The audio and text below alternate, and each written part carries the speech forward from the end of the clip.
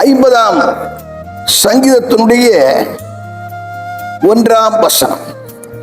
வல்லமையுள்ள தேவனாகிய கர்த்தர் வசனித்து சூரியன் உதிக்கும் திசை தொடங்கி அது அஸ்தமிக்கும் திசை வரைக்கும் உள்ள பூமியை கூப்பிடுகிறார்.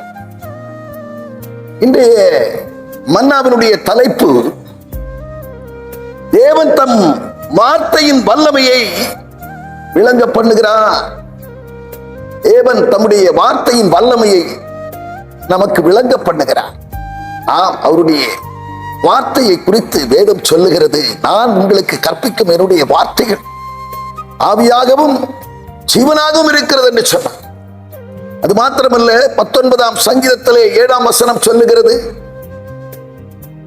கர்த்தருடைய வேதம் குறைவற்றதும் ஆத்துமாவை ரட்சிக்க வல்லமை உள்ளதுமாய் இருக்கிறது என்று சொல்.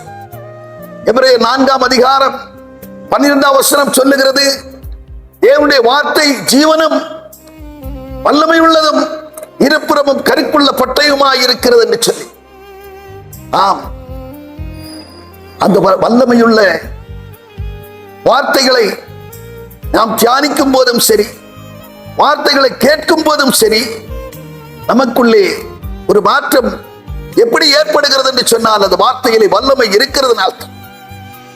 பேதுரு வார்த்தையை கொண்டு பேசும்போது 3000 பேர் ரட்சிக்கப்பட்டார்கள், 5000 ரட்சிக்கப்பட்டார்கள், திரள் ஜனங்கள் ரட்சிக்கப்பட்டார்கள் என்று சொன்னால் தேவனுடைய வார்த்தையிலே வல்லமை இருந்ததினாலே, வார்த்தையின் வல்லமையினாலே தொடப்பட்டார்கள், அதன் நிமித்தமாக ரட்சிக்கப்பட்டார்கள் என்று சொல்லி பார்க்கிறோம். வார்த்தையை விசுவாசியுங்கள் பிரியமானவர்களே.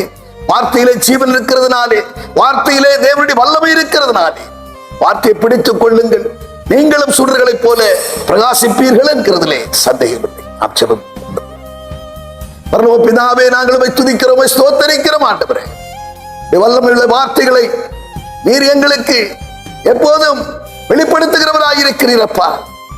கூட இருந்து எங்களை மேலும் ஆண்டவரே உடைய வார்த்தை நிலைத்திருந்து வளர எங்களுக்கு பெருதவி செய்ய வேண்டும் என்று செபிக்கிறோம். இயேசுவின் நாமத்தில் செபிக்கிறோம் பிதாவே, ஆமென்.